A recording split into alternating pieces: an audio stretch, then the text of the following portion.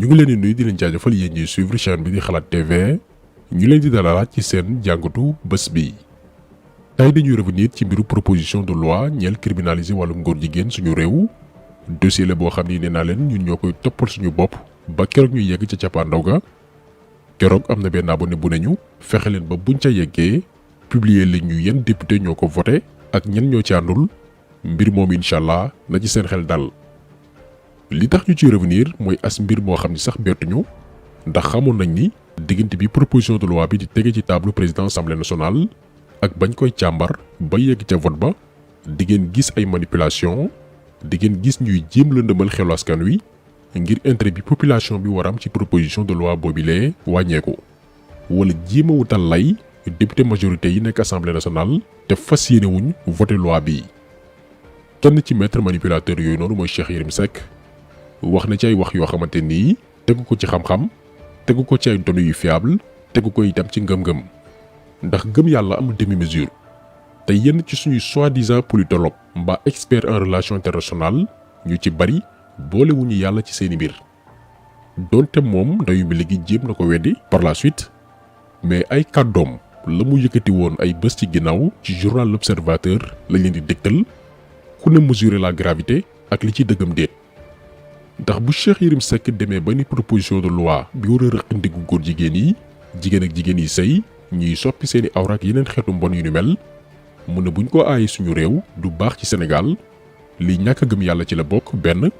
lii mooy ragal ay doomi aadama ba noppi yépp suñu borom ba noppi bëgg a dugal ci bopp sénégalais yi ni suñu développement liy tax Sénégal jëm kanam dafay dépendre ci organisation yi ci mel ni ONU FMI Banque mondiale wala Agence française de développement. moo tax ñu ne leen li mu wax tegu ko ci xam-xam ndax mboolem réew yi jël seen yaakaar gépp wékk ko ci institution yi ñu leen limal ñoo gën a des ginnaaw. daañu revenir ci yeneen propos yi gën a garaaw yi Cheikh Yérim Seck wax gannaaw intervention bu mu def mercredi 15 décembre ci journal L'Observateur te lépp day caaxaan mais jubluwaay bi lim ci sababoon mooy jéem a xajamal mbaa yàq xelu sénégalais yi ci bésu mercredi 22 décembre 2021 bii ñu war a teg dossier yi ci table président assemblée nationale. image bi ñoo ngi ñaan ñëpp partager ko ci seeni mur Facebook Instagram WhatsApp bu ngeen mënee sax TikTok. bésu mercredi 22 décembre 2021 bii di ñëw bu neexee yàlla la ñu war a déposer projet de loi bi daan bépp góor jigéen ci assemblée nationale. mais nañu xam ni balaa ñu say yegg duñ ci maslaa. sénégalais yi ñoo dul nangooti ay nit yoo xamante ni seen baat wala seen plume ba seeni position dafay jaay xaalis lañuy jaamu ñuy manipuler l'opinion di muus-muuslu yaakaar ni ñoo gën a yeewu ñëpp pour protéger un groupe une minorité boo xamante ni suñu borom moo leen xupp digal ñu xeex leen ba fi suñu dooleem. déjà ndax Cheikh Yérim Seck ànd nañ ci criminaliser wàllum góor jigéen mu déet duñ ci sori mais lam ko layalee moo dul sax waxi doomi aadama boo xamante nii nee nga aji ngëm nga ndax wax nañ ko sànq diine amul demi mesure diine du wanewu ak lu ñuy wax képp ci làmmiñ mais say jëf ak li ngay défendre mooy nattukaayu sa degré ragal yàlla ak sa imaan. nee na moom Cheikh Yérim Seck mooy wax bu Sénégal criminalisé wàllu ngóor jigéen maanaam tëgg ay loi ngir daan leen suñu réew dafay subir liñ naan boycott économique. boycott économique boo ko déggee mooy nee na maanaam investisseurs yi ñi ñëw Sénégal dafi créer seen entreprise dañuy daw. déjà lii ñàkk a xam la wala sax moo ko tey ci lan mooy développement économique ak fan la këru liggéeyukaay yi bàyyi ko bitim réew di toll ba gis njariñu ñëw suñu réew yi di investir. ñoom entreprise yooyu noonu Cheikh Yérim Seck di wax naan mën nañoo def li ñuy woowe boycott économique këru liggéeyukaay yooyu noonu te bàyyi ko bitim réew duñu ay woy defal yàlla yoo xam ni dañoo xëy rek ñëw suñu réew yi di fi investir seeni intérêt moo leen fi bàyyi. buñ ko amatul dañuy lem seeni dëbës ndànk daw dellu seeni réew. déjà Cheikh Yérim Seck bu defoon tuuti gëstu dina xam ni slogan wu l'Afrique avenir du monde Afrique mooy ëllëgu àdduna slogan bii nii newul ni sax ñun africains ñoo ko créé. waa bitim réew ñoo dem ba gis ni bu dee ci wàllum espace ñun ñoo ci ëppale suñu climat moo gën a mucc ayib en plus am nañ ay fleuve ak lac ba boo bëggee bàyyi soxlawu leen investissement yi pour am ndox rax ci dolli ay ressources naturelles yu dul jeex ñoo nekk suñu réew yi. ñu ne balaa africains yi di am ay moyens di am doole ngir exploiter potentiel boobee suñu borom may leen nañ leen ci jiitu. naka la leen ci jiitoo mooy nañu daawandoo songu seen réew yi ci lañ fi ñëwee ñu leen di daggal ay hectares yu dul jeex ñuy liggéey di exporter di yóbbu seeni réew di développer seen économie. ñun rek defoon nañ benn vidéo spéciale ci ñaata hectares la ñuy jébbal ay doxandeem ba bu ñu mayuwul ñun sénégalais yi yow mii di seetaan ëllëg di nga soxla am terrain bu yaatoo yaatu ngir bay mbaa créer benn industrie bu am doole doo ko mën parce que lépp jox nañ ko étranger yi. ñii la Cheikh Yérim Seck naan dañuy boycotter bu ñu voté loi contre góor jigéen yi moo tax ñu ne leen soit dafa réeri mbir lu bare bari maanaam maîtriser wul ni PIB bu Sénégal li Sénégal di produire ci wàllum koom ñun jariñoowuñ ko alal la buy génn di dem ci dëkku nasaraan yi. lii étudiants yi nekk FASEG mën nañ la ko leeral étudiant bi gën a ndaw bi jàng wàllum koom-koom boo ko laajee ci économie bu Sénégal daf la naan alalu borom barke la. naam suñu réew mi ngi produire richesse mais richesse boobu noonu ña ko ŋànk ña koy doxal ñu ci baree bari bitim réew la ñu bàyyeekoo te alal jooju noonu dañ koy exporter di ko delloo seeni réew. donc fii la Cheikh Yérim Seck njëkk a daanoo ñi téye économie bu Sénégal génn fi ak dee la ñu yamale ndax fii mooy seen àjjana duñu fay impôt comme ni mu waree te ñoo ngi gagné ay milliards yu baree bari bu ñu bàyyee torox ak situation bi nu mu mën a demee. leneen li Cheikh Yérim Seck waxaat te muy saaga jëmale ci suñuy ngëm-ngëm ak suñu cosaan mooy nee na réew yi ëpp doole yu ci mel ni France États-Unis Canada ak yu ni mel dañoo nangu wàllum ngóor jigéen ba noppi bëgg koo yaatal ci mboolem dëkk.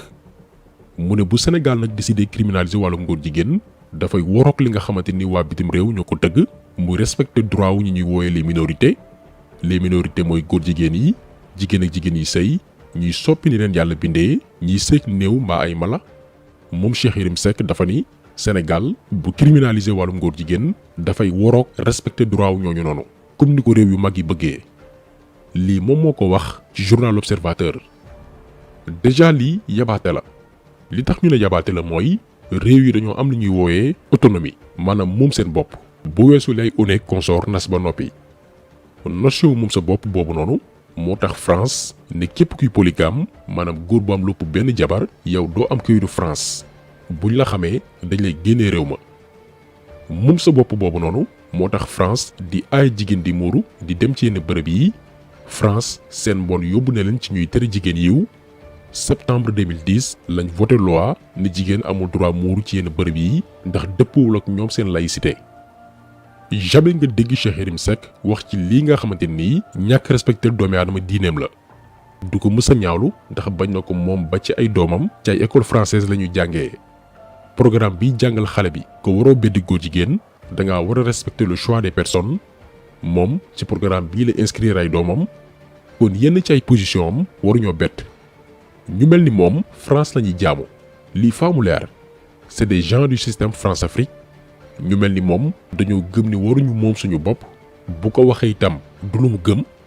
dañoo jàpp ni ñoom réew yi ci mel ni France am nañu droit tëgg seeni loi yu leen neex donte dafay ñàkk respecté ngëm-ngëmu doomi jàmbur mais Sénégal moom amul droit moom itam tëggul loi ngir ay jëf joo xamante ni suñu borom moo ko dàq muy mbiru ngóor jigéen. donc lii yabaate la benn ñaareel bi mooy bëgg dugal ci bopp sénégalais yi ko ñun daal ba ilaa yawmi diin dañoo war a yeew suñuy baat ñu ñuy xalaatal di ñu décideel di ñu définir lan mooy état de droit. bañ na ko ba Cheikh Yérim Seck dafa ni bu Sénégal voté loi contre góor jigéen yi dootul bokkati ci réewu démocratie yi maanaam moom Cheikh Yérim ni muy définir démocratie mooy comme ni ko nasaraan si xalaatee maanaam daganal ngóor jigéen njaaloo jaay sa bopp. diine dootul nekkati benn épée de Damoclès bi nga xam ni mooy tënk doomi aadama bi naan ko bàyyi lii dafa lii. lii moo doy waar ci suñu soi-disant intellectuels yi mbaa pseudo penseurs yi ci mel ni Cheikh Yérim Seck dañuy dem lire livre tubaab yi jël ko def ko téere jàpp ni mooy xam-xam. réew nag mënul développé wu ak ay soi-disant intellectuels yu mel nii ñoo xam ne amuñ xalaat même bu ñuy développé seeni opinion bu ñu joxe seen gis-gis dañ koy wéer ci ni ko tubaab bi xalaatee ni ko nasaraan si bëggee. ñoom la ñuy wooyee les intellectuels paresseux lu yàqu ci réew mi rek ñooma. beneen lay nag bi ngóor si Yérim Seck joxe waat te nga xam ne moo gën a ridicule mooy nee na bu ñu voté loi ngir criminaliser wàllu ngóor jigéen Sénégal dootul jot ci yenn financement yeeg aide au développement li mu jàppi ndimbal te du sax ndimbal bàyyi ko bitim réew. déjà ñun mayuñu lii faa mu leer moo xam FMI Banque mondiale wala agence française de développement ñii duñu ay organisation yu yëngu ci wàllum social. dañuy lebal ñu leen di fay ci ay taux yu am solo lii benn mbir la. ñaareel bi mooy ban danger moo nekk ci loolee Cheikh Yérim Seck di dippee aide au développement ndimbal te doonul ndimbal. danger bi mooy néew na li ñu nasaraan si di lebal ba noppi bàyyi ñoog suñu sago ñu xool fan la ñu dugal suñu xaalis néew na. dañuy lebal ba noppi bindal ñu programme nañu fii ak fii ngeen koy dugal mel ni ñoom ñoo ñu gën a xam li suñu réew yi soxla. depuis indépendance nii la les bailleurs de fonds yàgg doxale ak ñun juste pour bañ ñu moom suñu bopp. exemple bi ñu leen di njëkk a jox mooy après indépendance ku ne xam ne ni première et seconde révolution industrielle Afrique bokk ci woon. ba ñu amee nag indépendance ne dañuy sóobu ci wàllum développement industriel maanaam créer ay industries yu am doole ñi Cheikh Yérim Seck di wooy ay bailleurs ay woy defal yàlla ñooñu ko aaye nañu déedéet dañ leen di lebal xaalis ngir ngeen concentré wu dong ci wàllu mbay mi yéen dee la ñu bayal gerte ñi dugub ñee mboq ñi ca des coton ñeneen ak ñeneen wàllum café ak cacao su ko defee ngeen ñu koy jaay ñun am nañ ay usines yu koy transformé ñu mën koo commercialiser ci suñuy marché indiwaat ko sax yéen seen réew yi di leen ko jaayaat. fii la continent bu Afrique njëkk a raté développement am loolu moo ñu topp ba tey ay consommateurs lañ alors que lépp fii lay bàyyi ko. ñenn ñoo ñu yóbbee lii lépp les bailleurs de fonds yi Cheikh Yérim Seck di wax ni ñoo mën a tax ñu développé bu ñu bàyyee du baax. dañ lay financer ba noppi tëggal la programme ne la fii ak fii ngay jaar lépp ngir mën ñoo tënk lépp ngir développement nekk lu ñuy dégg rek ci nopp mais duñ ko mës a gis. lii la maître Wade doon kaas ci kanamu FAO naan leen bàyyi leen di ñu lebal ba noppi di ñu xaalal yoon bu doon ay xale lañ léegi màgg nañ ba mën a demal suñu bopp. Nous ne faisons que des redites.